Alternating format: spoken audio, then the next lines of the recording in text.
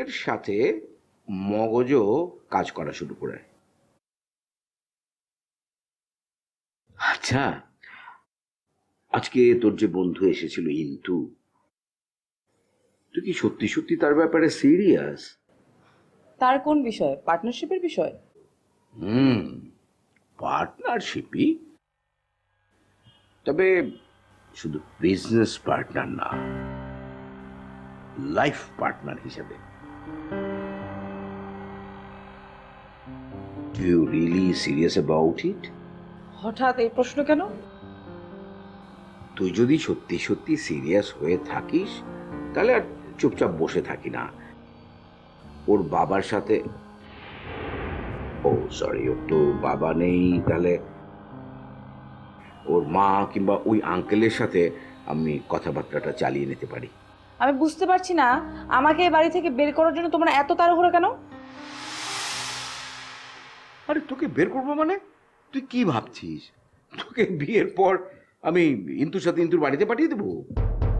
তো ইন্তু এসে এই বাড়িতে থাকবে। ওরা কেন ভাড়া বাড়িতে থাকবে?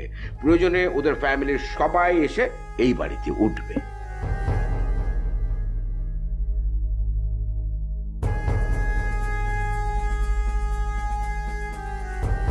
ভাড়া বাসা মানে? তুমি কি করে জানো যে ইন্তুরা ভাড়া বাসায় থাকে?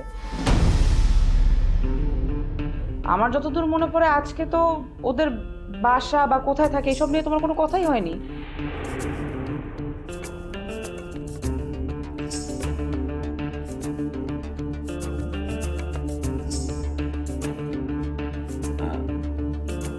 আমার, তোর কি মনে হয় তুই যার সাথে ব্যবসা করতে যাচ্ছিস, যাকে বিয়ে করতে চাচ্ছিস, তার সম্পর্কে খোঁজ খবর না নিয়েই আমি তোর সঙ্গে তার বিয়ে দিতে রাজি হয়ে যাব?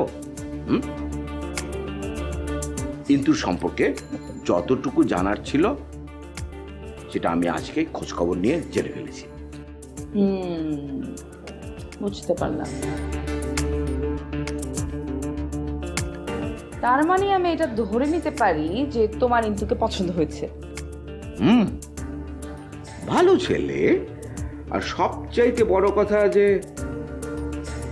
তোর পছন্দকে তো আমি কখনোই অপছন্দ করতে পারি না।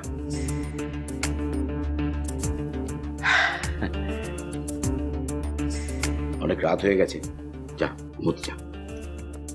হুম, গুড নাইট।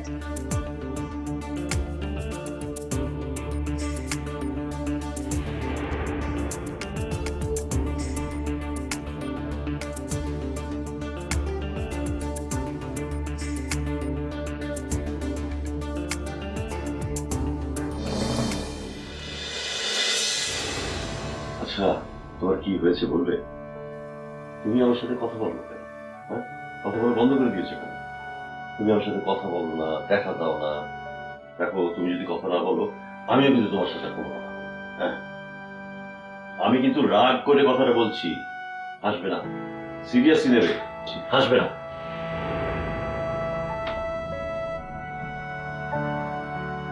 এই জানো জানো, আমি না এখন সেলফি তুলতে পারি, কৌশিক আমাকে শিখিয়েছে। কি তুলবে না একটা সেলফি আমার সাথে? হ্যাঁ তুলি, তুলি।